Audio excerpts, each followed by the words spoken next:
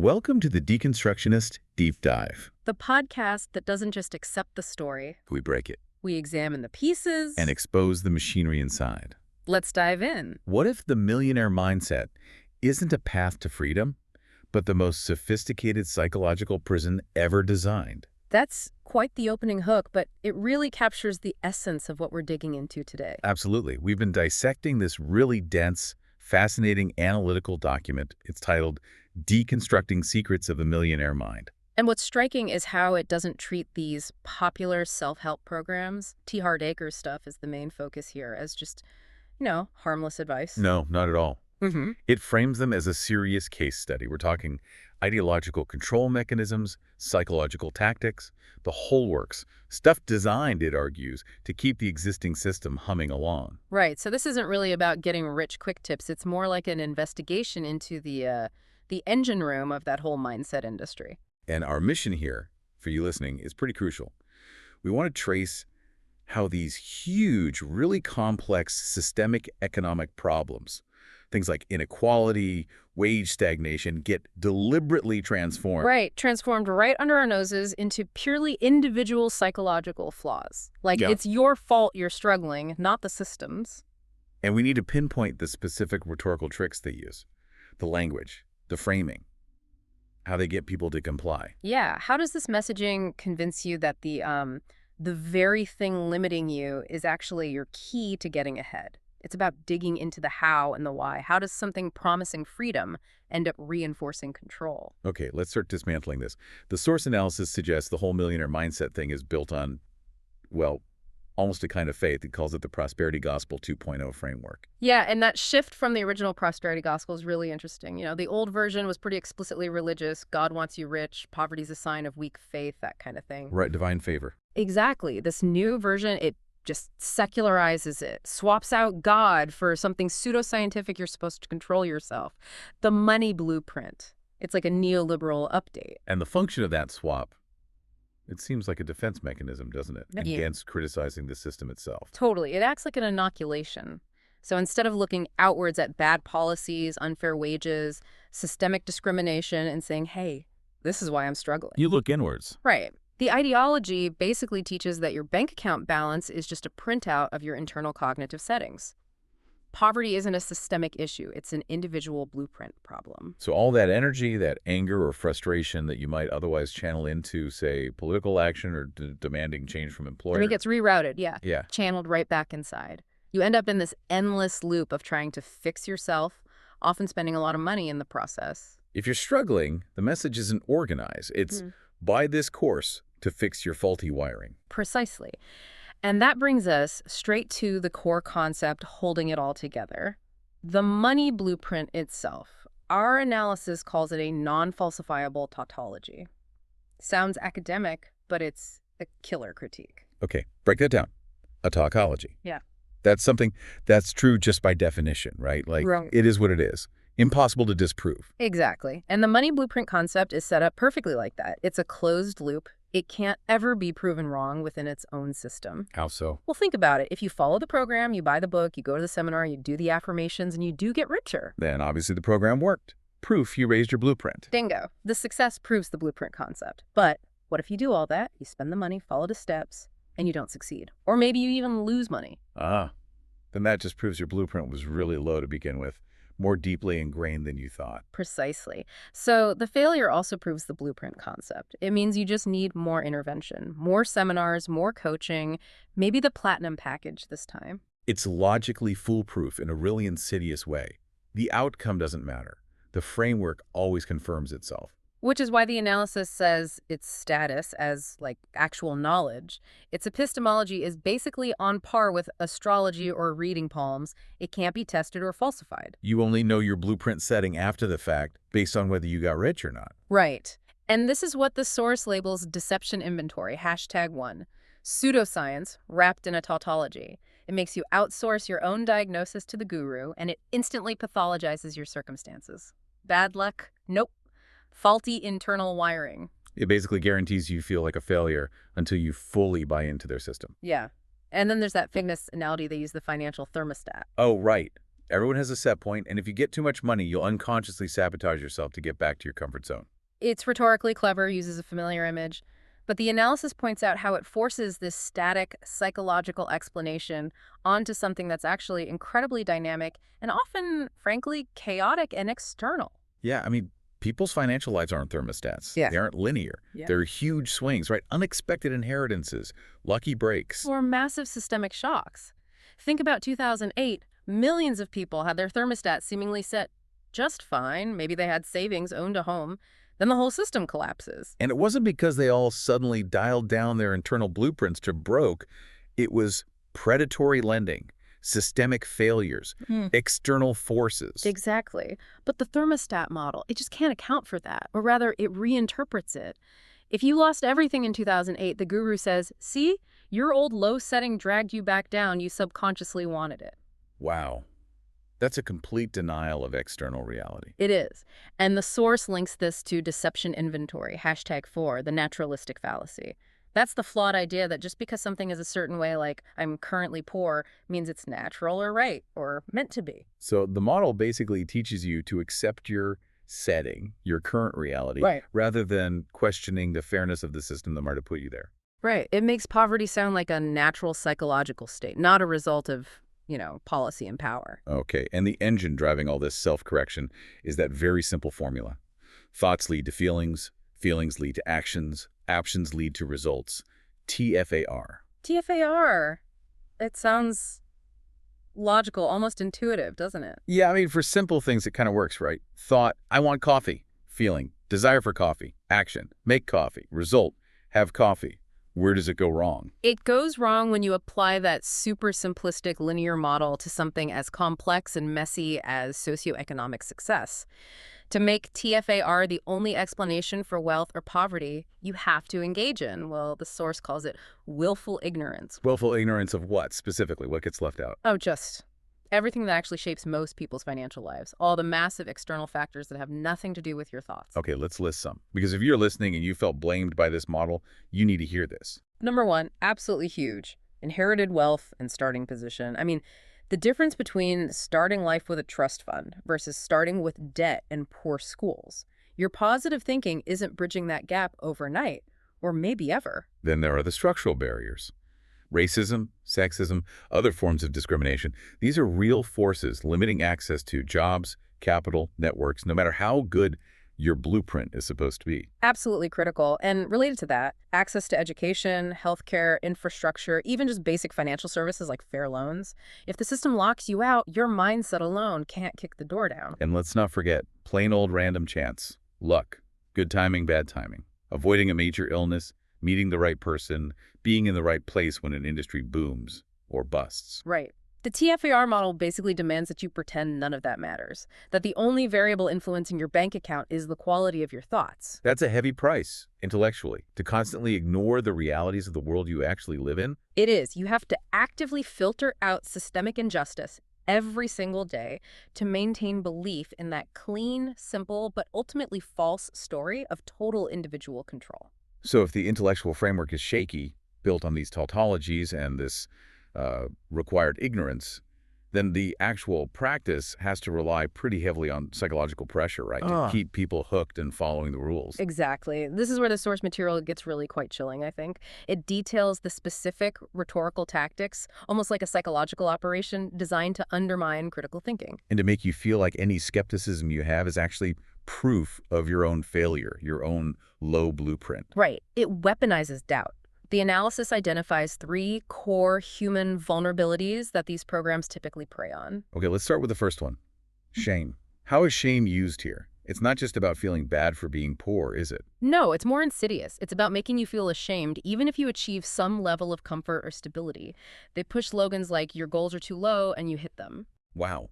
So reaching a point of contentment is actually framed as a failure. Precisely. If you manage to pay off your debts, build a small nest egg, find a stable job you don't hate, the mindset immediately reframes that as settling, as proof you're still trapped in scarcity thinking because you didn't aim for the millions. You're shamed for not wanting more, constantly. Contentment becomes a dirty word. You're never allowed to feel like you have enough. Never. That constant dissatisfaction is crucial, and it's paired with its opposite, external fear. Harnessing real anxieties people have about the world. Exactly. Things people are genuinely and often rightly scared about. Government instability, healthcare costs skyrocketing, pensions disappearing, automation taking jobs. Okay, so they tap into those real fears. And position the millionaire mindset as the only reliable lifeboat. It's not just about getting rich for fun, it's framed as a survival necessity. Learn my secrets, or you'll end up broke, sick, and alone when the system collapses. It's fear-based marketing, essentially. That's potent. Shame pushing you from behind, fear pulling you forward. And the third element is social anxiety. This is often done through little anecdotes, relatable stories that trigger insecurities about status and belonging.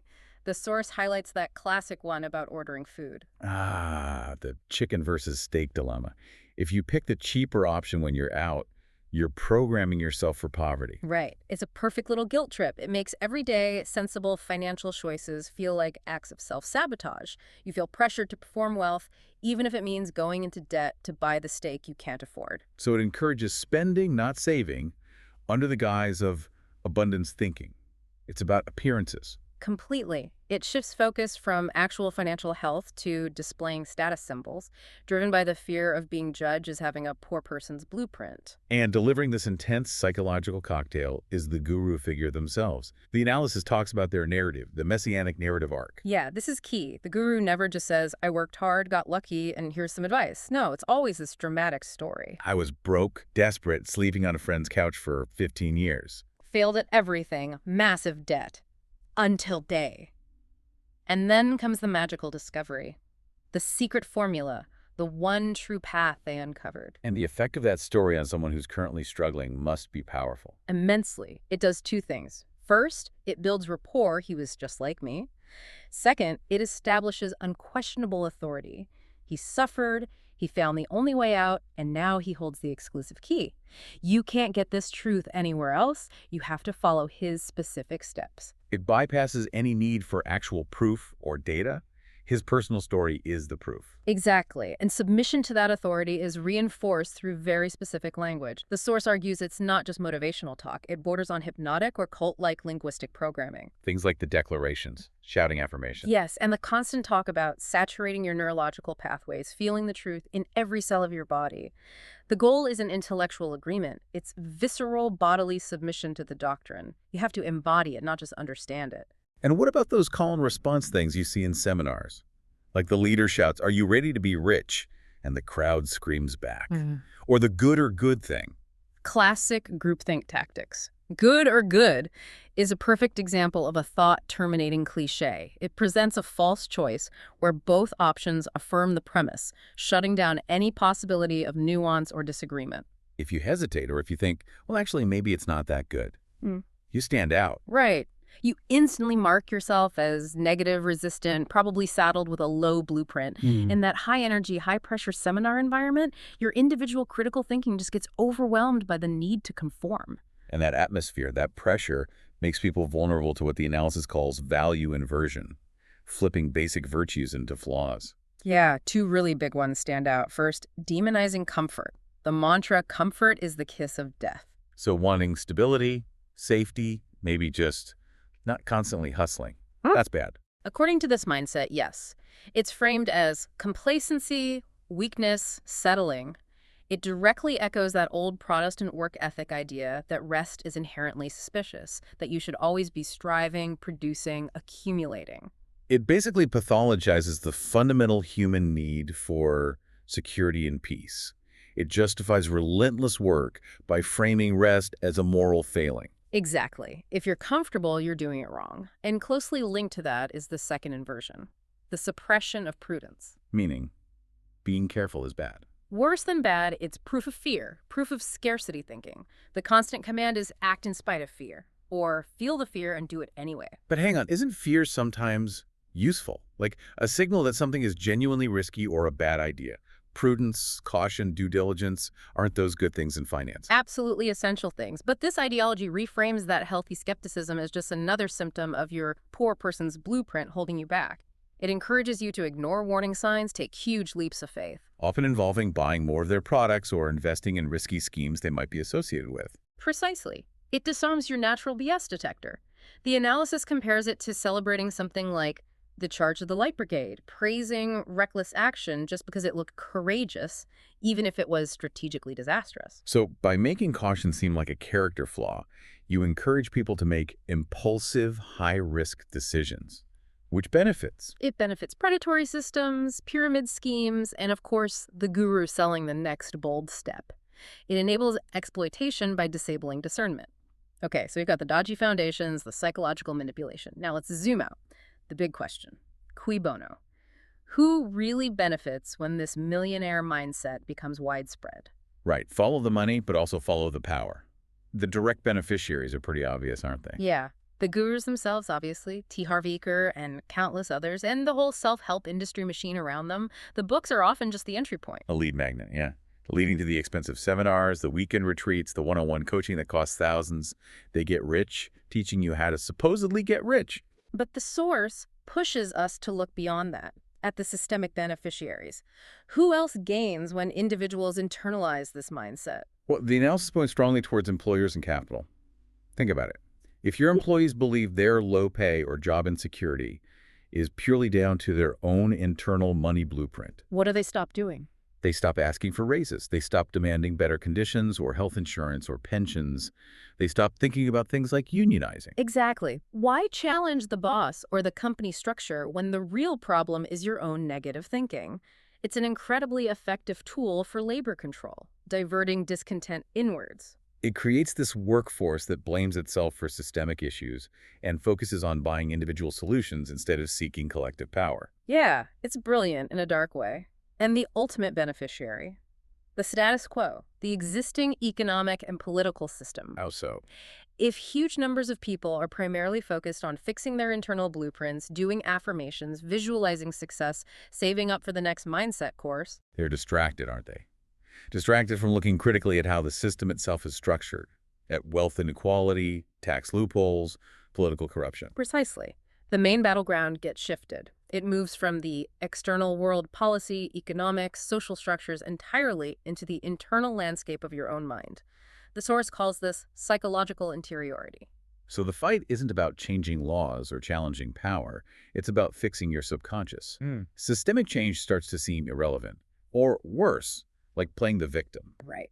And this intense focus on the self also enables what the analysis calls moral laundering. Moral laundering, like money laundering. Kind of. It's about making the pursuit of extreme personal wealth seem not just acceptable, but actually noble. The idea is you have to get rich because you have a higher purpose. I need to make millions so that I can help people create jobs, donate to charity argument. Exactly. This is deception #3. Wealth as a moral imperative, or sometimes framed as wealth as dharma.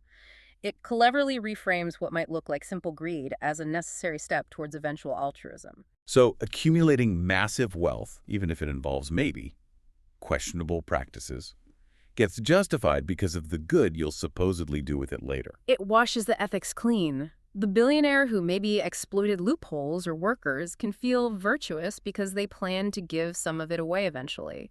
It allows the engine of accumulation to keep running, fueled by the promise of future good deeds. It puts the ethical cart before the horse. Greed first, goodness later.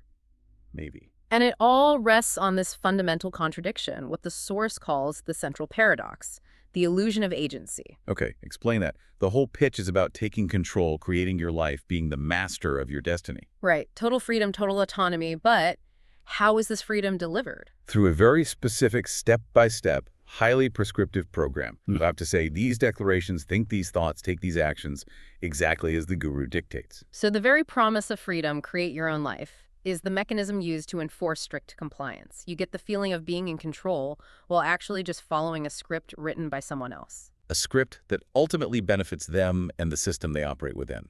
And if you deviate, if you question the script, then you get hit with that brutal false choice.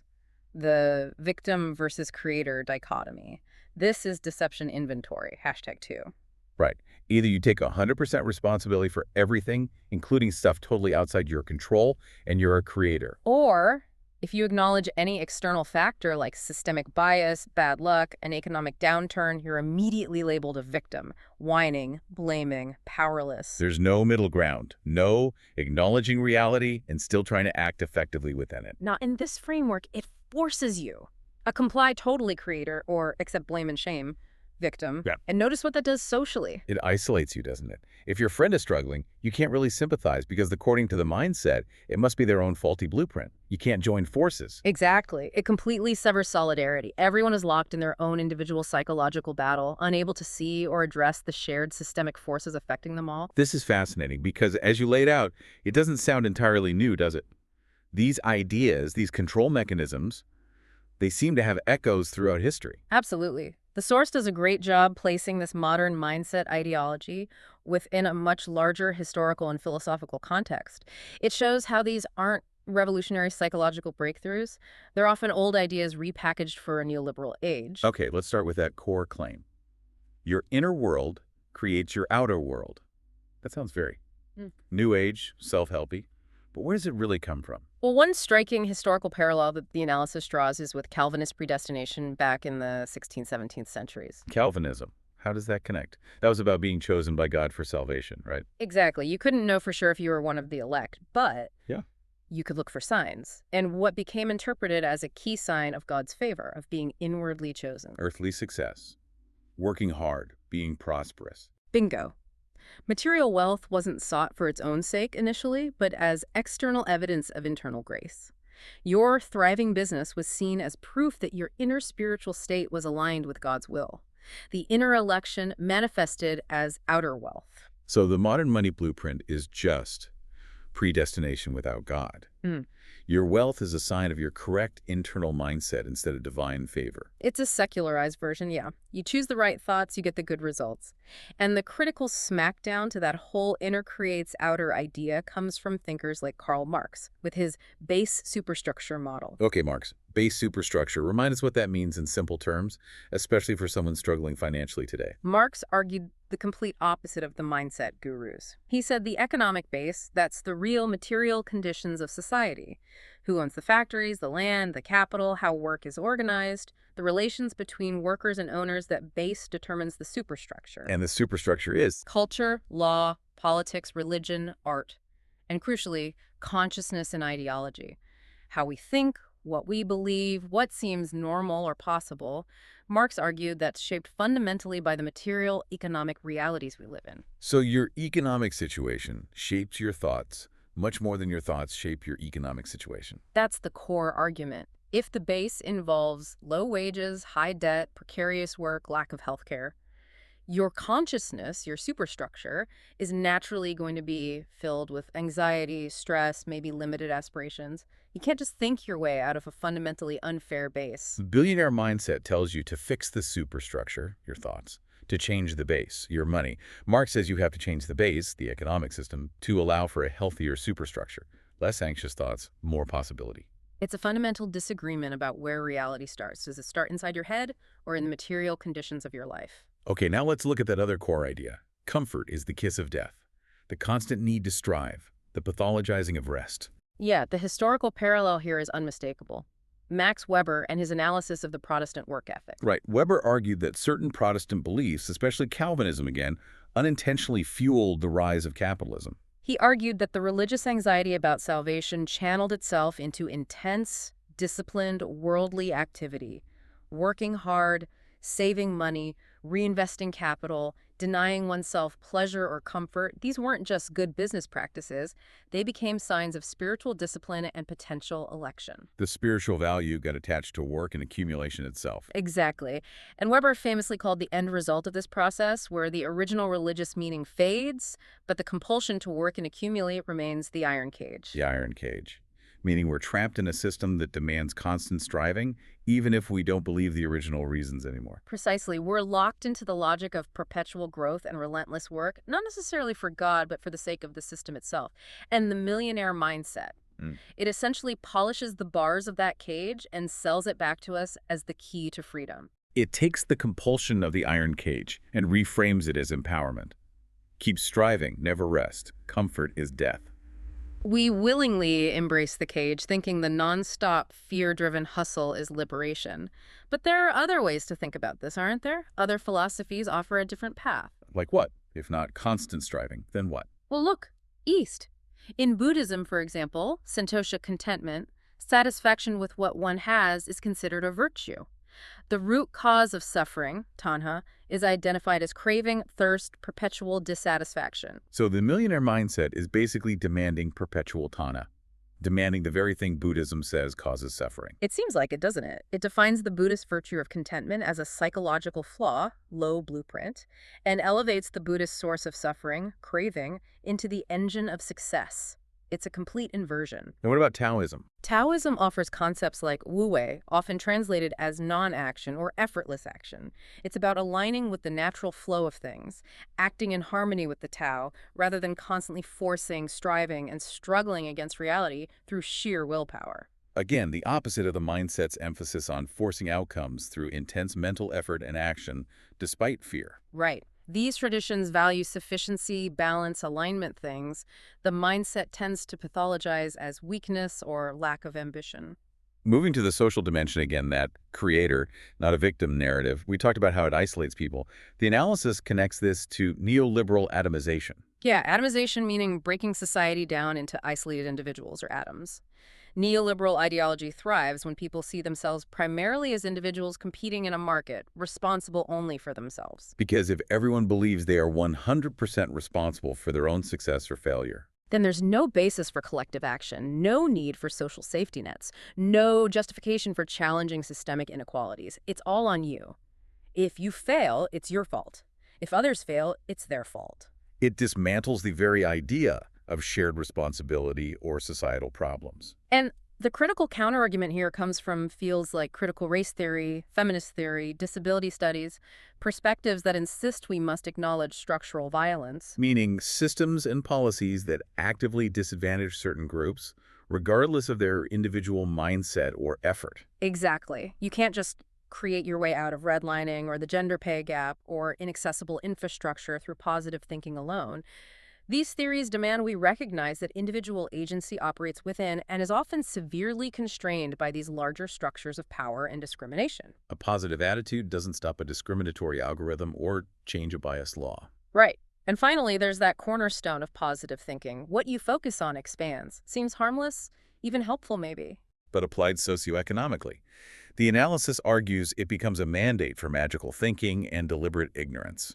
If focusing on something makes it expand, then focusing on problems like poverty or injustice will just create more poverty and injustice in your life. That's the implication. So to protect your own vibration or blueprint, you must actively avoid focusing on negative realities, especially the suffering of others. This is Deception Inventory, #5, the see no evil monkey tactic.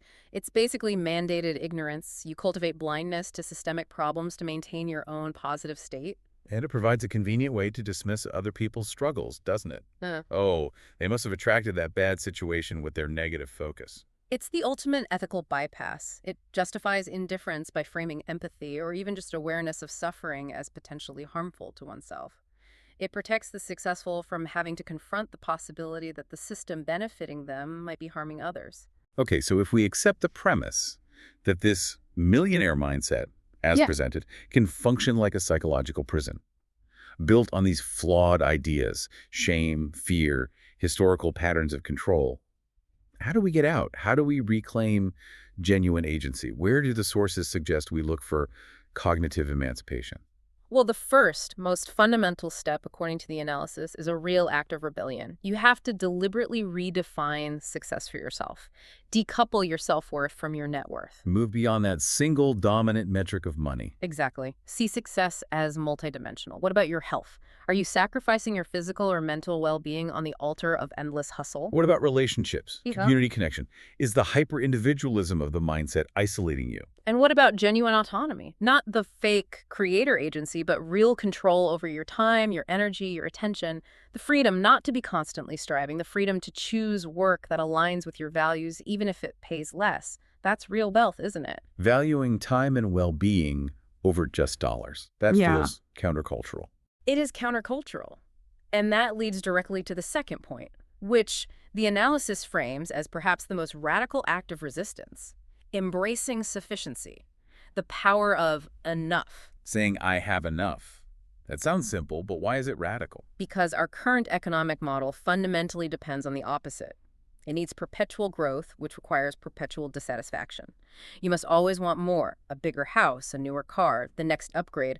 That desire fuels consumption, which fuels production, which fuels profit. The system needs us to constantly feel like we don't have enough. Exactly. So to genuinely feel and perhaps even declare, you know what, I have enough, my needs are met, I'm content. That's like throwing a wrench in the gears. Yeah. It's opting out of the core psychological driver of the consumer capitalist machine. It frees up mental energy, time, resources, if you're not constantly chasing the next thing. Massive amounts. And that freed up capacity is essential for the third crucial step, shifting your focus from internal psychology to systemic literacy, replacing blueprint theory with actual knowledge about how the world works. So instead of obsessing over my thoughts, I should be learning about Economics, politics, history. Understand things like monetary policy, how is money actually created, understand labor rights and why they emerged, understand the history of wealth accumulation and distribution, how did certain groups get ahead, what policies helped them, what policies held others back. learning about redlining, the GI Bill, inheritance laws, tax policy, the actual rules of the game. Yes, the system wants you micro-focused on your own discipline or lack thereof. True agency comes from understanding the macro-level rules and structures that shape everyone's opportunities.